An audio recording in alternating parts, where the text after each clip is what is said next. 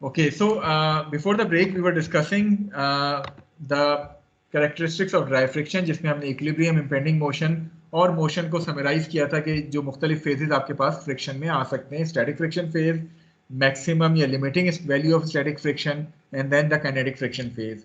So now we are going to discuss what types of problem you are going to identify or you are going to get while solving problems involving dry friction. Now the first thing is you need to first of all identify the type of problem so that its relevant solution can be applied. आपको 3 different तरह के problems friction के हवाले से जो है वो दिए जा सकते हैं. The first set of problem would be such that आपको clear cut problem में given हो कि there is no apparent impending motion during the between the surfaces. So पहला सेट क्या है कि clear cut आपको क्वेश्चन में no apparent impending motion के हवाले से कंडीशन जो है वो गिवन हो. The second type of problem involves कि आपको impending motion at all points of contact जो है वो गिवन हो. And the third condition is कि impending motion आपके पास some points of contact जो है वो गिवन होगा. तो ये 3 तरह के प्रॉब्लम जो है आपको दिए जा सकते हैं जिसमें फ्रिक्शन इन्वॉल्व हो रही होगी. एक एक करके हम इन तीनों तरह के प्रॉब्लम्स के हवाले से जरा तफसील के साथ बात करते हैं. Okay, so if a rigid body is in equilibrium, when it is subjected to a system of forces that includes the effect of friction, the force system may satisfy not only the equations of equilibrium but also the laws that govern the frictional forces. So in general, जिस तरह भी बात हुई है, you can be given 3 types of mechanics problems involving dry friction. They can easily be classified once the free body diagram are being drawn and the total number of unknowns are being identified and compared with the total number of available equilibrium equations. Those 3 types of problems are written here again: no apparent impending motion at all points, and impending motion at some points of contact. अब ये होते क्या हैं problems, एक एक करके इन तीनों सेट ऑफ प्रॉब्लम्स को डिस्कस करते हैं. First of all, no apparent impending motion, यानी आपको प्रॉब्लम की स्टेटमेंट में क्लियर कट गिवन है कि आपके पास ये जो बॉडी है it is in equilibrium. So problem involve in this category are strictly equilibrium problems which requires that the number of unknowns should be equal to the number of available equilibrium equations. यानी इस particular category के जो problems होते हैं ये strictly equilibrium problems हैं जिसमें आपके पास नंबर ऑफ अननोन्स और number of available equilibrium equations जो है वो बराबर होंगी. Once the frictional forces are determined from solution, however, their numerical values must be checked in order to make sure that the inequality F is less than or equal to mu Sn satisfies. Otherwise, slipping will occur and the body would not remain in equilibrium. So आपके जो पहले set of problems हैं वो basically इस phase से जो है वो डील करते हैं जो कि आपके पास स्टैटिक फ्रिक्शन फेज आ रहे हैं. इसमें आप फ्रिक्शन फोर्स को भी एज अ अननोन फोर्स लेके जो है वो डील करते हैं. So you take this friction force as a unknown force as well. आपके पास जितनी इक्वेशंस इक्विलिब्रियम की हैं वो अप्लाई करते हैं. फ्रिक्शन भी आपके पास अननोन होती है. उन इक्वेशंस ऑफ इक्विलिब्रियम से आपको फ्रिक्शन फोर्स की कोई ना कोई वैल्यू जो है वो मिल जाएगी. Once you have got this value of friction force, आप इस वैल्यू को चेक करेंगे with this inequality which is Fs equal to mu Sn. So you are going to compare this value with this equation Fs is less than or equal to mu Sn. If this inequality holds, it means कि आपके पास वो जो body है वो equilibrium में रहेगी. However, अगर ये फ्रिक्शन की वैल्यू जो आपने इक्विलिब्रियम इक्वेशन से फाइंड की है वो इक्वल टू या greater than static friction force के से आ जाती है तो फिर आप कह सकते हैं कि आपके पास ये इनइक्वालिटी चूंकि नहीं होल्ड कर रही, इट मीन्स कि फ्रिक्शन फोर्स क्रॉस कर रही है और आपके पास ये रिजिड बॉडी जो है ये इक्विलिब्रियम में नहीं रहेगी, रादर इस पे मोशन जो है वो स्टार्ट हो जाएगा. तो जितनी भी आपकी ये प्रॉब्लम्स होती हैं ये आप स्ट्रिक्टली इक्विलिब्रियम प्रॉब्लम्स के तौर पे डील करते हैं जिसमें फ्रिक्शन फोर्स को भी आप एज अ अननोन लेके इक्विलिब्रियम की इक्वेशंस के साथ सॉल्व करते हैं और फिर उस वैल्यू को कंपेयर कर लेते हैं स्टैटिक फ्रिक्शन की मैक्सिमम वैल्यू के साथ। आई होप कि ये प्रोसीजर हर एक को समझ आ गए। Yes sir. चलें, अब इसको फर्दर समझने के लिए late us consider a simple frame. Frame ये क्या है कि दो रिजिड बॉडीज के साथ मिलकर ये फ्रेम जो है वो बनाया गया है, A B and B C. आपको आई होप के नजर आ रहा होगा। And this frame is resting on ground at points A and C having coefficients of friction as 0.3 and 0.5 respectively. So a problem of this type is shown in the figure on the right hand side.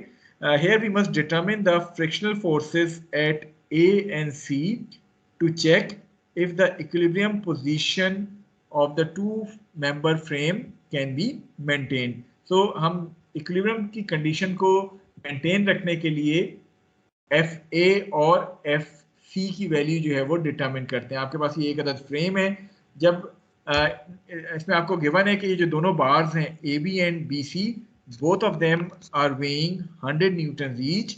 अगर हम इसकी free body diagram बनाना चाहें तो बार ए की free body diagram आपको show की गई है on the left hand side, ये वाली जो फिगर है।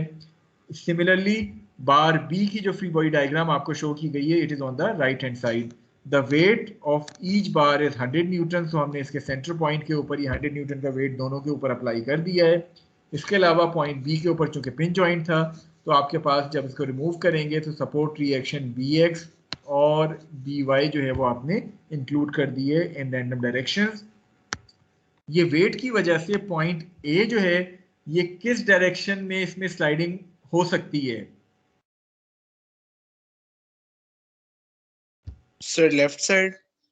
Left side. सो अकॉर्डिंगली आपके पास friction force towards the right आ जाएगी एफ ए। आई होप कि ये पॉइंट सबको समझ आ गया है।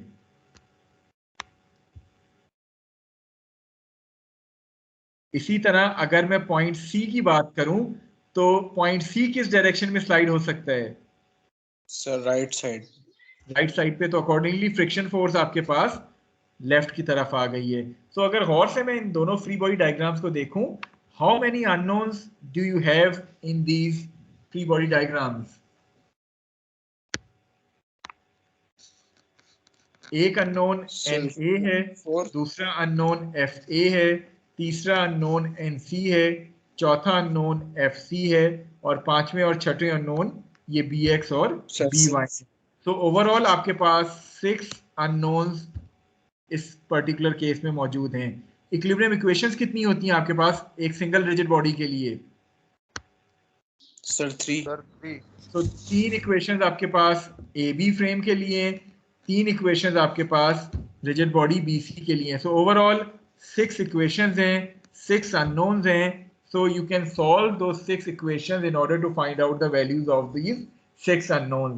तो यहाँ आपने फ्रिक्शन फोर्स को भी एज अ अननोन के तौर पे सॉल्व किया है। एफ ए भी आपके पास अननोन था, एफ सी भी आपके पास अननोन है। आपने इन 6 इक्वेशंस को सॉल्व किया, आपके पास एफ ए की भी कोई वैल्यू आ गई, आपके पास एफ सी की भी कोई वैल्यू आ गई। जस्ट टू चेक के क्या ये रिजिड बॉडी इक्विलिब्रियम में रहेगी या नहीं, आप इस वैल्यू को कंपेयर कर लेंगे with this inequality F A should be less than और इक्वल टू 0.3 एन ए। इसी तरह आपके पास एफ सी वाली जो इनइक्वालिटी है, आप एफ सी की वैल्यू को चेक कर लेंगे। एफ सी की वैल्यू जो इक्विलिब्रियम इक्वेशन से आई है, that should be less than or equal to 0.5 NC. If both these inequality holds, इसका मतलब क्या है कि the body would remain in equilibrium. इनमें से अगर कोई भी एक वैल्यू इस inequality को satisfy नहीं करती तो बॉडी उस पॉइंट से स्लिप कर जाएगी and it would not remain to be in equilibrium. Is this point clear to all of you? Yes, sir. ठीक है। तो जितनी भी आपके पास नो अपेरेंट इंपेंडिंग मोशन वाले प्रॉब्लम्स आएंगे उसमें आप यही प्रोसीजर फॉलो करेंगे। आप अपनी जिस बॉडी की भी आपको फ्री बॉडी डायग्राम कही जा रही है उसकी फ्री बॉडी डायग्राम बनाएंगे जिसमें फ्रिक्शन को भी आप एज अ अननोन फोर्स लेके ट्रीट करेंगे। इक्वेशंस ऑफ इक्विलिब्रियम अप्लाई करेंगे। बाकी वैल्यूज तो जो आती हैं सो आती हैं। फ्रिक्शन की जो वैल्यू आए इक्वेशन ऑफ इक्विलिब्रियम से उसको आप चेक कर लेंगे from maximum static friction value. अगर तो ये वैल्यू उससे कम है या बराबर है, कम होनी चाहिए, कम है तो इक्विलिब्रियम मेंटेन रहेगा। अदरवाइज अगर ज्यादा आ जाती है तो फिर आपके पास ये बॉडी जो है वो स्लाइड कर जाएगी, इक्विलिब्रियम जो है वो मेंटेन नहीं रहेगा। आई होप कि ये पहला सेट ऑफ प्रॉब्लम्स हर एक को क्लियर हो गया होगा कि इसको किस तरह सॉल्व करना है। Any question? No sir. Fine. So moving on to the second case या second set of problems जिस friction जिसमें involve है, its title says impending motion। सबसे पहले तो अगर impending motion एक क्विकली रिव्यू कर दे, impending motion क्या होता है?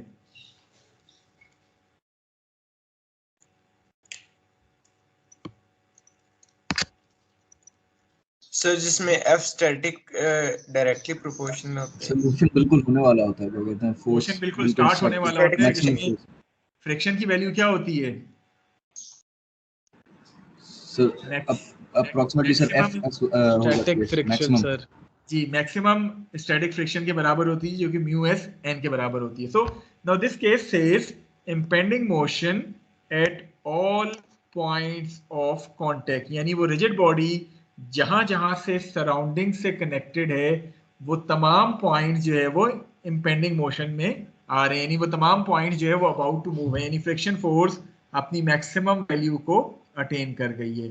So in this case the total number of unknowns, थोड़ा सा और से देखें, जो हमने पिछला केस पढ़ा है उसमें total number of unknowns should be equal to total number of equilibrium equations, और हम f को एज अ अननोन के तौर पे लेते थे।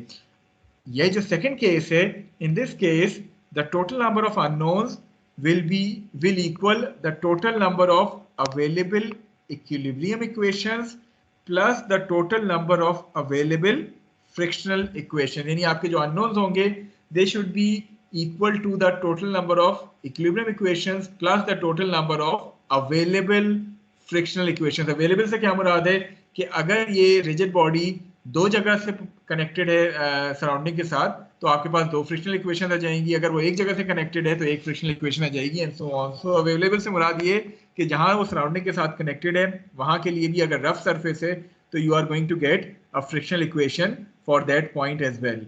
सो when motion is impending at the points of contact, यानी चूंकि मोशन इम्पेंड है तमाम पॉइंट्स ऑफ कांटेक्ट पे, तो हर जगह आप फ्रिक्शन के लिए म्यू एस की वैल्यू यूज कर सकते हैं rather than taking that frictional force as a unknown force as in case of case number 1 जो हमने पिछला देखा था जिसमें हम फ्रिक्शन को अननोन ले रहे होते थे। यहाँ हम फ्रिक्शन को म्यू एन के तौर पे हर पॉइंट ऑफ कांटेक्ट पे अज्यूम कर सकते हैं। So in order to clearly understand this problem, let us consider a rigid body AB which is being placed on the ground as well as the wall, जो कि आपको show किया गया है। पॉइंट ए पे ये ग्राउंड के साथ रखी हुई है और पॉइंट बी पे ये वॉल के साथ सपोर्ट की गई है। So consider the problem of finding the smallest angle at which this 100 newton bar can be placed against the wall without slipping. In other word, हमें ये एंगल थीटा डिटरमिन करना है, वो स्मॉलेस्ट एंगल थीटा जो इस बार को impending motion में restrict कर सके, यानी बिल्कुल इस पॉइंट से जरा सा थीटा आप जो है वो मजीद कम करेंगे तो आपके पास ये बार जो है वो मोशन कर जाएगी। ओके, इस केस में चूंकि आपके पास इम्पेंडिंग मोशन वाली कंडीशन है at point A and B, अगर मैं फ्री बॉडी डायग्राम बनाता हूं तो थोड़ा सा और से फ्री बॉडी डायग्राम को देखें। मेरे पास पॉइंट ए के ऊपर एक अदर नॉर्मल रिएक्शन फोर्स आ जाएगी ग्राउंड की वजह से, और पॉइंट ए किस डायरेक्शन में मोशन कर सकता है?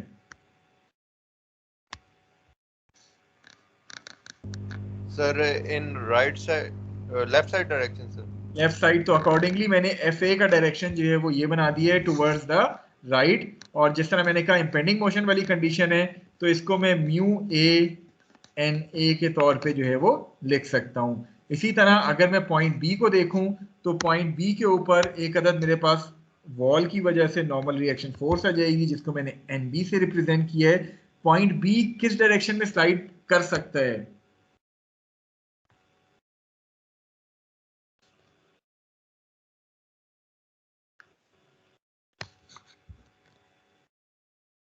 जी, पॉइंट बी किस डायरेक्शन में स्लाइड कर सकते हैं? सर नीचे, सर बिलो, सर नीचे की तरफ, नीचे की तरफ मूव कर सकते हैं। सो अकॉर्डिंगली मेरे पास जो फ्रिक्शन की डायरेक्शन आई है वी, वो ऊपर की तरफ आ गई है, और चूंकि ये भी इम्पेंडिंग मोशन में, so I can write it as FB equal to mu B and B, यानी मैक्सिमम स्टैटिक फ्रिक्शन वाली कंडीशन मैंने A और B दोनों पे लगा ली है, बिकॉज इम्पेंडिंग मोशन तमाम पॉइंट्स ऑफ कांटेक्ट पे जो है वो हो रहे हैं। यहां तक क्लियर है हर एक को?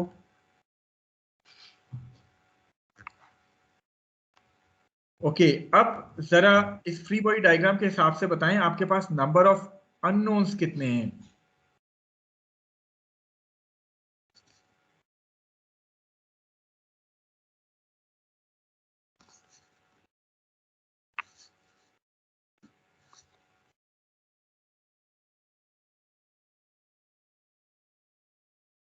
जी, how many number of unknowns are there in this free body diagram? Sir, 3. 3 तो unknowns हैं, Na, Nb, थीटा। इसके अलावा आपके पास Fa और Fb भी एक तरह से unknown है, लेकिन ये म्यू n के बराबर है, ये आपको known है। तो टोटल 5 जी 5 unknowns हैं। इक्विलिब्रियम से इक्वेशंस आपको कितनी मिलती हैं फ्री बॉडी डायग्राम से? सर 3 इक्वेशंस इक्विलिब्रियम से मिल गई। 2 आपके पास ये फ्रिक्शन वाली इक्वेशंस हैं। So the number of equilibrium equations plus number of available frictional equations आपके अननोन्स के बराबर हैं। आप इनको सॉल्व करेंगे, आपको इन पांचों अननोन्स की वैल्यू जो है वो मिल जाएगी। Is it clear to all of you किस तरह आपने इस सेकंड केस या सेकंड सेट ऑफ प्रॉब्लम्स को डील करना है? Yes sir.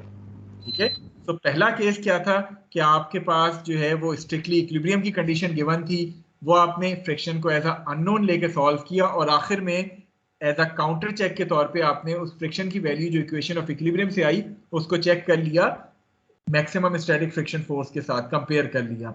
सेकंड केस क्या है कि आपके पास तमाम पॉइंट्स ऑफ कांटेक्ट पे इंपेंडिंग मोशन हो रहा था, तो आपने हर पॉइंट ऑफ कांटेक्ट पे F equal to mu n वाली इक्वेशन लगा ली। आपके अननोन्स और इक्विलिब्रियम इक्वेशन मिला के इस प्रॉब्लम को आप जब सॉल्व करेंगे तो आपको एक यूनिक सोल्यूशन जो है वो मिल जाएगा। आई होप कि पहला और दूसरा सेट ऑफ प्रॉब्लम्स हर एक को क्लियर है।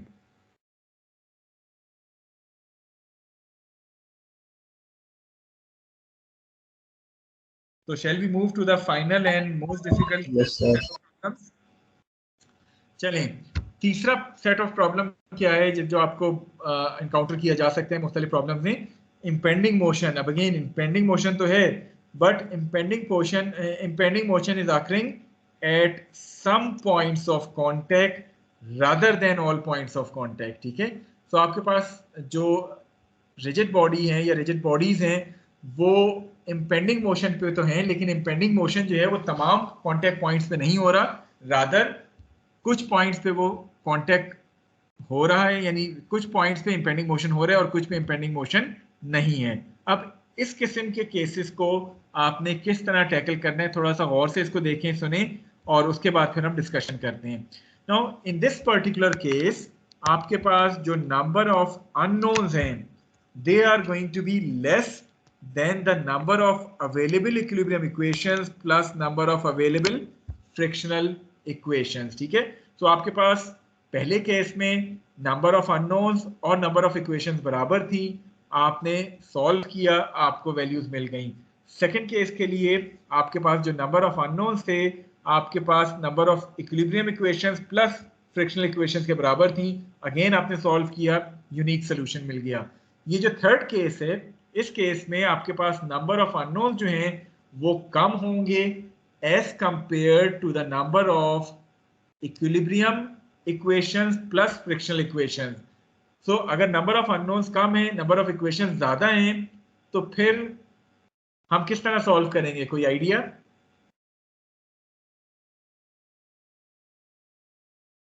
उसमें क्या एक यूनिक सोल्यूशन पॉसिबल होगा या एक से ज्यादा सोल्यूशन पॉसिबल होंगे?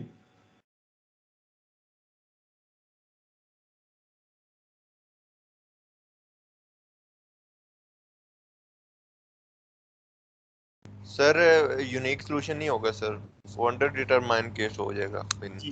तो अगर आपके पास अननोन्स जो हैं वो कम है, इक्वेशन ज्यादा हैं, so as a result several solutions for motion or impending motion will exist and the problem will involve a determination of the kind of motion which actually occurs। फिर आपने इस सूरत में जब एक से ज्यादा सोल्यूशन है तो आपने तमाम सॉल्यूशंस को इवेल्युएट करके जो मोशन के हिसाब से बेस्ट सोल्यूशन बनता होगा उसको अपने सोल्यूशन के तौर पे जो है वो बता देना है।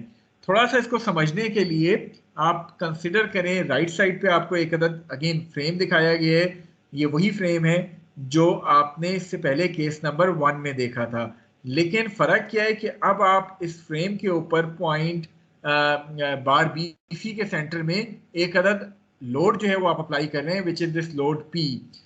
So in this problem we wish to determine the horizontal force P needed to cause movement of this frame. So ये applied load P कितना होना चाहिए that will cause motion in this frame. Each of these two members have a weight of 100 Newton. So इसकी free body diagram बनाते हुए हम इस load को इसके सेंटर में जो है वो शो कर देंगे। अच्छा, अब there are two possible, there are rather three possibilities जो कि एग्जिस्ट करती हैं इस केस में।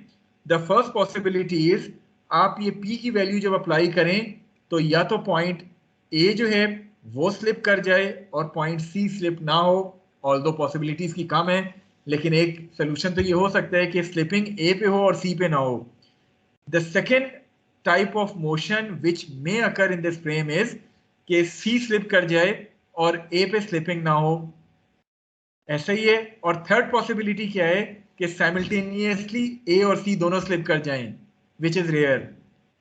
तो ये तीनों मोशन पॉसिबल हैं इस फ्रेम में।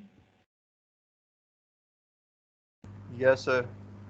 ठीक है, तो हमने तीन पॉसिबिलिटी जज की हैं अपने हिसाब से। पहली मैं रिपीट कर देता हूं, जब आप फोर्स P अप्लाई करते हैं in order to find out the value of this force P जिसपे ये फ्रेम में मोशन स्टार्ट हो, तो मोशन या तो A पे स्टार्ट होगा C पे ना होगा, यानी A स्लिप हो जाए C स्लिप ना हो, या हो सकता है C स्लिप हो जाए A स्लिप ना हो। और तीसरी पॉसिबिलिटी है कि A और C दोनों साइमल्टेनियसली जो है वो स्लिप हो जाए। इट मींस के आपको ये तीनों पॉसिबिलिटीज चेक करनी पड़ेंगी in order to verify your solution. अब इसको करने के लिए आप करते क्या है कि आप फ्री बॉडी डायग्राम इन दोनों बार्स की जो है वो ड्रॉ करते हैं। On the left hand side you have the free body diagram of bar A, on the right hand side you have the free body diagram of bar BC. आपने number of unknowns जो है वो identify करने हैं। जरा यहाँ कितने number of unknowns हैं?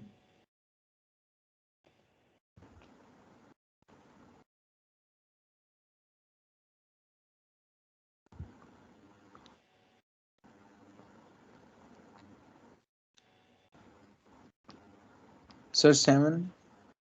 So 7 unknowns हैं, Na, Fa, Nc, Fc, P, Bx, By. So there are 7 unknowns in this particular case.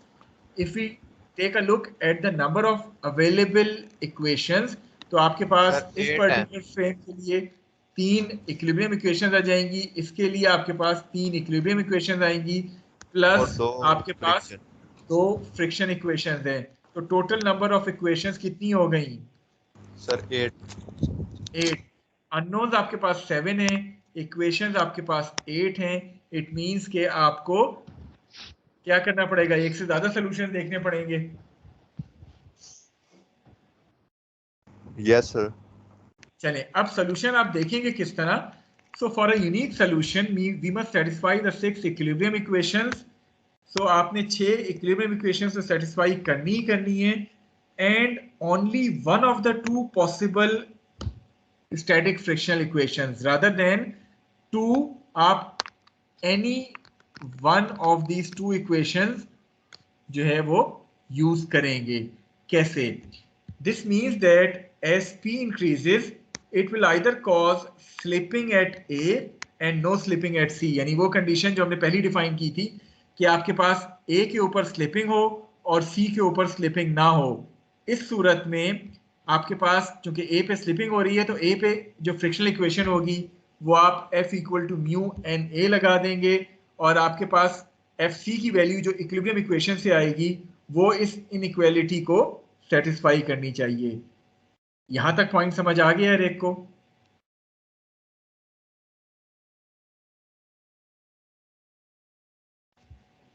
Yes sir. मैं रिपीट कर देता हूं, शायद किसी को अगर ना क्लियर हुआ हो। पहली सोल्यूशन क्या है कि A के ऊपर स्लिपिंग हो और सी के ऊपर स्लिपिंग ना हो। इसका मतलब क्या है कि आप ए के ऊपर फ्रिक्शन की value F equal to mu N के बराबर ले लेंगे और एफ सी की वैल्यू आप इक्विलिब्रियम इक्वेशन से डिटरमिन करेंगे। Once you have found that value of F C, उसको आप कंपेयर कर लेंगे इस इक्वेशन से। अगर तो ये सेटिस्फाई हो रही है, इट मींस कि आपकी वो पी की वैल्यू जो इक्विलिब्रियम इक्वेशन से आ रही है इस कंडीशन को लेते हुए, वो आपका वैलिड सोल्यूशन है। सेकेंड सोल्यूशन क्या बनता है? सेकेंड सोल्यूशन ये बनता है कि आपके पास सी के ऊपर स्लिपिंग हो रही है and no slipping at A, यानी सी के ऊपर आप F equal to mu C and C जो है वो इक्वेशन अप्लाई कर देंगे और ए के वैल्यू जो आपके पास इक्विलिब्रियम इक्वेशन से आएगी आप उसको कंपेयर कर देंगे विद दिस इनइक्वालिटी। अगर तो ये सेटिस्फाई होती है तो इट मीन्स कि आपका फिर ये वाला सोल्यूशन वैलिड होगा। तो सेकंड सोल्यूशन हर एक को समझ आ गया?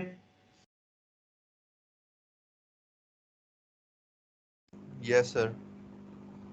So the actual situation can be determined. Suppose आपकी both, वैसे तो दोनों में से कोई कंडीशन एक ही सेटिस्फाई होगी, लेकिन for the time being आपके पास actual situation can be determined by calculating P for each case and then choosing the case for which P is smaller। यानी अगर दोनों solutions valid हो रहे हैं तो फिर जो solution P की कम वैल्यू दे रहा होगा हम उसको अपने करेक्ट सोल्यूशन के तौर पे लेंगे, क्योंकि हमने P की वो वैल्यू फाइंड करनी थी, अगर आपको याद हो, जिसपे मोशन स्टार्ट हो जाए। तो we need to determine that minimum value of P जो कि मोशन को स्टार्ट कर सकता है। तो हम अगर दोनों सोल्यूशन वैलिड हो रहे हैं तो हम जिससे P की वैल्यू कम आ रही होगी उसको अपना वैलिड सोल्यूशन कह देंगे। यहां तक भी पॉइंट क्लियर है?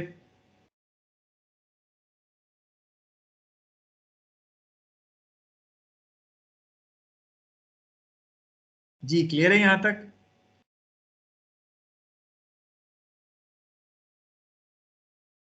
Yes sir. Yes sir clear है। चलें, हाउएवर अगर आप इन दोनों सोल्यूशन से P की वैल्यू फाइंड करते हैं and there is very small probability कि ये दोनों कंडीशंस P की सेम वैल्यू दे दें, so if in both cases the same value of P is calculated, which again in practice would highly be improbable, यानी almost impossible है कि ये दोनों सोल्यूशंस P की एक ही वैल्यू आपको दें। इस सूरत में सपोज आ जाती है आपकी P की वैल्यू सेम, तो then it means that slipping occurs at both points simultaneously. It means that 7 unknowns would satisfy all those 8 equations जिसकी हम बात कर रहे हैं। So very rare chance है कि आपको दोनों सेट ऑफ सोल्यूशन से P की सेम वैल्यू मिल जाए, लेकिन अगर किसी प्रॉब्लम में ऐसा हो जाता है तो इट मीन्स कि आपके पास दोनों पॉइंट्स पे स्लिपिंग हो रही है, और एक तरह से जब दोनों पॉइंट पे स्लिपिंग हो रही है तो आपका वो ऑल पॉइंट्स ऑफ कांटेक्ट वाला केस ये एक तरह से बन जाएगा। Is it clear to all of you? ये तीनों केसेस अब हर एक को क्लियर हैं कि किस तरह किस केस को टैकल करने हैं?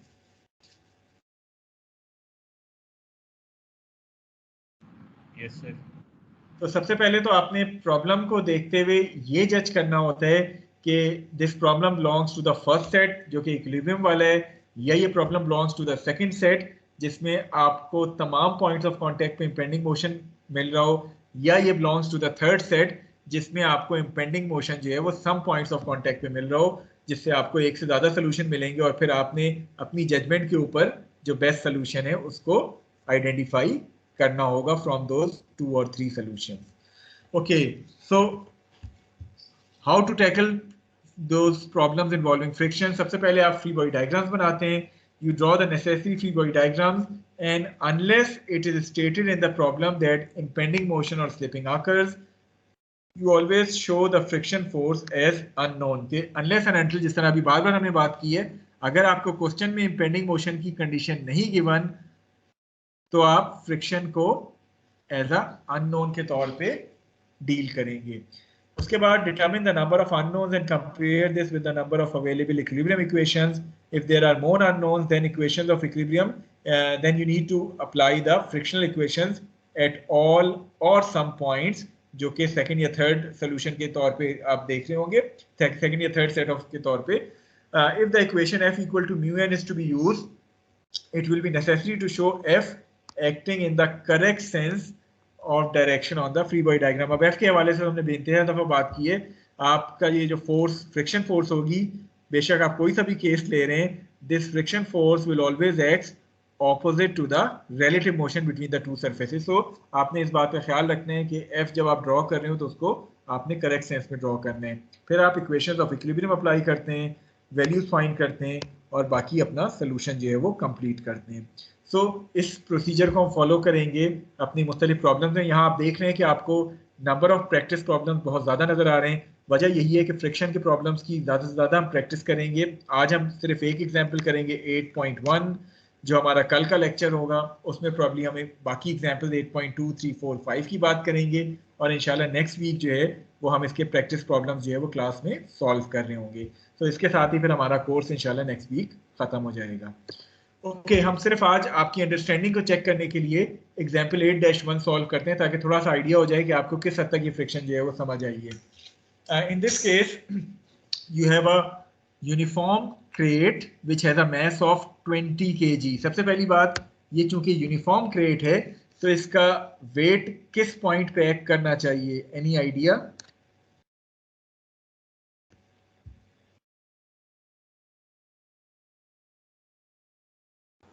Centre sir.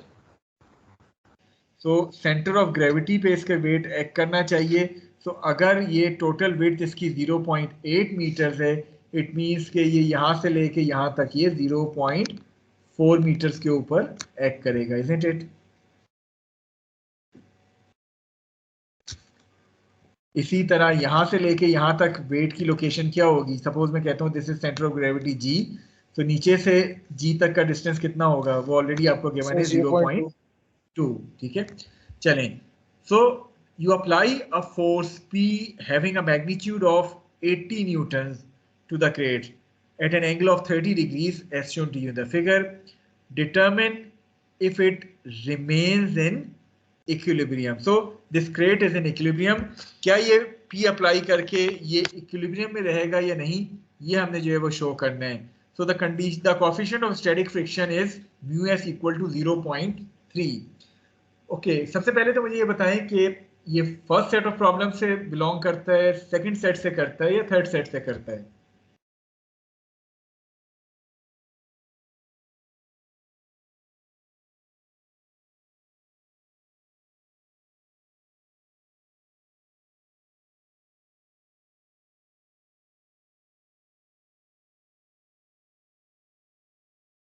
सर जी फर्स्ट एनीवन सेट बोले? से जी फर्स्ट सेट से करता है क्योंकि क्लियर सर कट हमें सेकंड से. नहीं सेकंड से नहीं करता, फर्स्ट से. देखिए हमें ये गिवन है कि it remains in equilibrium. Remains in equilibrium का क्या मतलब है कि फिलहाल ये इक्विलिब्रियम में ही है, इसको अप्लाई करके भी ये इक्विलिब्रियम में रहेगा या नहीं ये हमने चेक करना है. सो चूंकि स्ट्रिक्टली इक्विलिब्रियम की कंडीशन आपको गिवन है, it means that it belongs to the first set. हाँ सिर्फ आप ये करेंगे कि फ्रिक्शन को अननोन लेके जब सॉल्व करेंगे उसकी जब वैल्यू आएगी तो आप उसको मैक्सिमम स्टैटिक फ्रिक्शन फोर्स से एक दफा कंपेयर करके देख लेंगे कि क्या वाकई आपका सोल्यूशन वैलिड है. अगर वैलिड है तो इक्विलिब्रियम में रहेगा, अगर ज्यादा आ जाती है वैल्यू तो फिर मोशन जो है वो स्टार्ट हो जाएगा. आई होप कि ये पॉइंट हर एक को क्लियर है. Yes sir clear. चलें. सो एन को मैं कहाँ ड्रॉ कर दूँ? जब मैं इसकी फ्री बॉडी डायग्राम ड्रॉ करूंगा, सरफेस रिमूव करूंगा, so I am going to get this normal reaction force जिसको मैं NC के तौर पे रिप्रेजेंट कर रहा हूँ और इसको मैंने थोड़ा सा ऑफसेट करके सेंटर ऑफ ग्रेविटी से ड्रॉ किया है just to check the tipping effect as well. ठीक है यहाँ तक क्लियर है रेक को?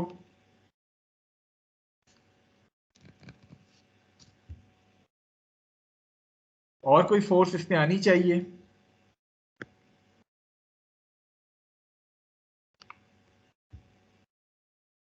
Sir friction. फ्रिक्शन आएगी. So let me represent that friction force as F. Left की तरफ ही आएगी friction, isn't it? Yes sir.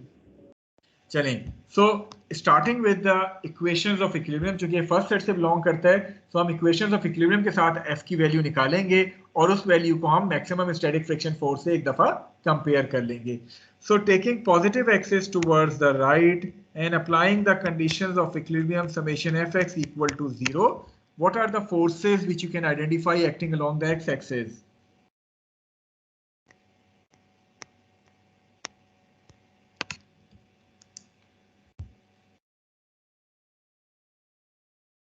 One is 80 cos 30 with a positive sign and the other one is friction force with a negative sign. और कोई force x direction में act नहीं कर रही. So once you solve it, the value of F comes out to be 69.3 Newton. In the second step, you are going to apply summation Fy equal to 0, 80 sin 30 with a negative sign. ये आपकी y axis के along आ जाएगा. इसके अलावा y axis के along क्या एक कर रहे हैं? Can you identify it? Sir, weight. Sir weight और नॉर्मल. वेट जो माइनस डब्ल्यू आ गया और नॉर्मल रिएक्शन फोर्स जिसको मैंने प्लस साइन के साथ रिप्रेजेंट कर दिया. So once I am going to solve it, the value of normal reaction comes out to be NC equal to 236.2 newton. आपके पास एनसी आ गई. Okay, now we need to find out the value of x as well in order to check the tipping effect. So x की value find हम किस तरह करेंगे?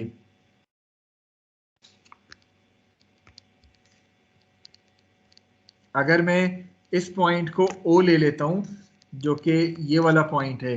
सो if I take moments about point O, कौन सी forces moment बना रही है पॉइंट O के अबाउट? वेट बनाएगा? नहीं सर, तो नॉर्मल फोर्स बनाएगा. जी, एनसी बनाएगी. और पी. एनसी का perpendicular distance from point O X के बराबर है. ये एनसी क्लॉकवाइज मोमेंट बनाएगी या counter clockwise moment?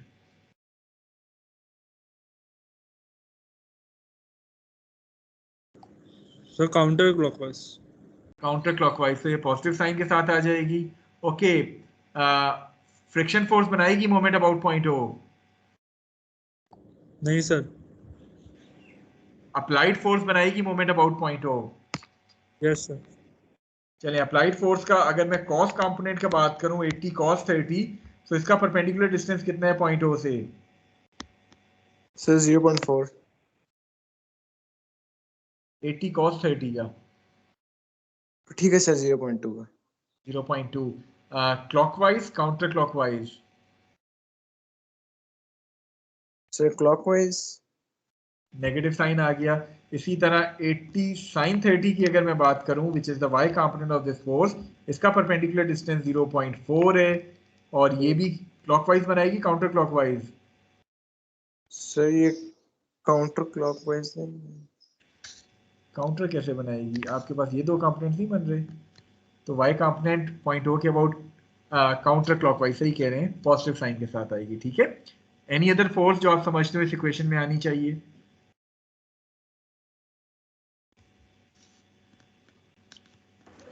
Sir normal force नहीं आएगी. नॉर्मल फोर्स तो आ गई ना. सबसे पहली टर्म क्या है? NC right, to X. Okay, so once you solve it, the only unknown thing here is x. So once you solve it, the value of x comes out to be 0.00908 meter. Since this value of x is less than a/2, जो यहाँ कितना है 0.4 metre है, it means कि क्या tipping होगी या sliding होगी? सर स्लाइडिंग होगी, टिपिंग नहीं होगी. सर स्लाइडिंग होगी. स्लाइडिंग होगी या नहीं वो हम चेक कर लेते हैं, लेकिन टिपिंग तो नहीं होगी, इसका मतलब है. Yes sir. ठीक है. यस सर, टिपिंग नहीं होगी. स्लाइडिंग होगी या नहीं वो हम कैसे चेक करें? इस F की वैल्यू को हम कंपेयर कर दें मैक्सिमम स्टैटिक फ्रिक्शन के साथ. मैक्सिमम स्टैटिक फ्रिक्शन कितनी होती है? Mu S times NC.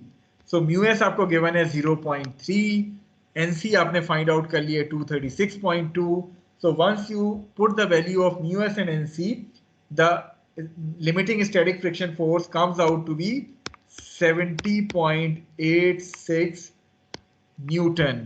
So F is basically satisfying that condition less than or equal to Fs. क्या ये condition satisfy हो रही है? यस सर, हो रही है. So the body would remains in equilibrium after application of this load of 80 Newton. However, इन दोनों values में मैं डिफरेंस देखूं 69.3 70.86 इट मींस के it is very close to sliding या स्लिपिंग. ठीक है. Any further increase in the value of P would result in the slipping of this particular block. यानी values बहुत क्लोज हैं. आप 80 से हो सकता है 85 करके चेक करें तो प्रोबेबली आपकी इक्विलिब्रियम शायद मेंटेन ना रहे. आई होप के this solution is clear to all of you. Sir अगर लेस देन होता है तो फिर स्लाइड होता है. लेस देन होता है तो इट मींस कि इक्विलिब्रियम मेंटेन रहेगा. If this value of f which you have determined from the equilibrium equation is less than the maximum static friction force, it means कि अभी तक ये बॉडी इक्विलिब्रियम में है. Okay sir. तो slide का पता चलेगा. स्लाइड सपोज आपकी ये वैल्यू f आप फाइंड करते हो और f की वैल्यू ग्रेटर देन आ जाती 70.86 से, तो इस सूरत में इक्विलिब्रियम मेंटेन ना रहता और ये बॉडी जो है वो स्लाइडिंग कर जाती. Okay okay sir. देखिए ये वो मैक्सिमम स्टैटिक फ्रिक्शन फोर्स है जो कि इक्विलिब्रियम को मेंटेन रखने के लिए चाहिए. अगर इससे ज्यादा इंक्रीज हो जाती है आपकी फ्रिक्शन तो इट मींस के इक्विलिब्रियम मेंटेन नहीं रहेगा.